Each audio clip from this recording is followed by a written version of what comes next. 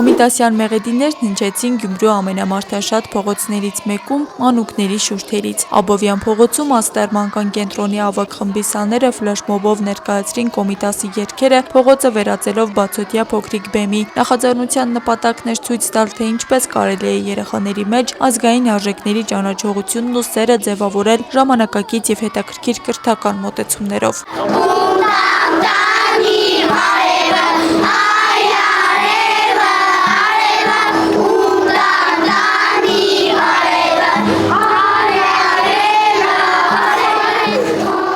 Վաղուց անցել են այն ժամանակները, երբ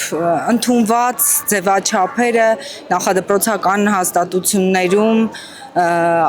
կենսունակ են։ Հետևաբար մեր նոր մոտեցումներով, այն մոտեցման, որով մենք ենք աշխատում,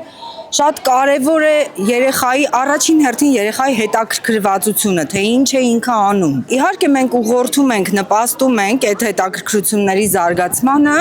հիմքում դնելով ազգային արժեքների ճանաչողությունը, ինքնության ճանաչողությունը։ Աստերմանկան կենտրոնի հիմնադիր տնօրեն Աստղիկ Եդիկարյանի խոսքով կարևոր է, որ երեխաների մասնակցությունը նման նախաձեռնություններին ձևական բնույթ չկրի։ Նպատակը ոչ թե ծնողներին տպավորելն է, այլ երեխաների մեջ մշակութային արժեքների հանդեպ իրական կապ ձևավորել է։ Այս ամեն ձևական բնույթ չի կրում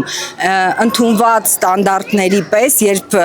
ծնողների էգոները շոյելու համար երեխաներին շարում ենք եւ անգիր արած տողեր արտասանել տալիս, դա վաղուց անցել է եւ ձևական բնույթ էլ չի կրում, այսինքն մենք չենք ստեղծել արհեստական վիճակներ պարզապես ծնողներին գոհացնելու համար, մենք այս ամեն դարձրել ենք երեխաների սեփականությունը եւ դա գնահատելի է։ Որպես այդ աշխատանքի լավագույն արդյունք տնօրենը հիշում է վերջերս տեղի ունեցած մի դեպք։ Վերջերս երեխաներից մեկը ազգային պատկերասրահում կտավ էր տեսել եւ բարձր ասել էր՝ «Մամ, Կոմիտասն է, ես իրեն ճանաչում եմ»։ Սա է ամենակարևոր ձեռքբերումը մեզ համար։ Հենց այդպիսի պահերն են ըստ մանկավարժների ապացուցում, որ ազգային ինքնության ճանաչողությունը սկսվում է մանկությունից, իսկ երբ այդ ճանապարհն անցնում է երգի, խաղի եւ ստեղծագործ մոտեցումների միջոցով, այն դառնում է երեխայի կյանքի բնական ու սիրելի մասը։ Երեխաների անկեղծ երգն ու պարը շատ արագ գրավեցին քաղաքի բնակիչներին ու հյուրերին, վերջիններիս մասնակից դարձնելով ֆլեշմոբին։ Աստղիկ Խաչատրյան, Խանով Անիսյան, այսօր։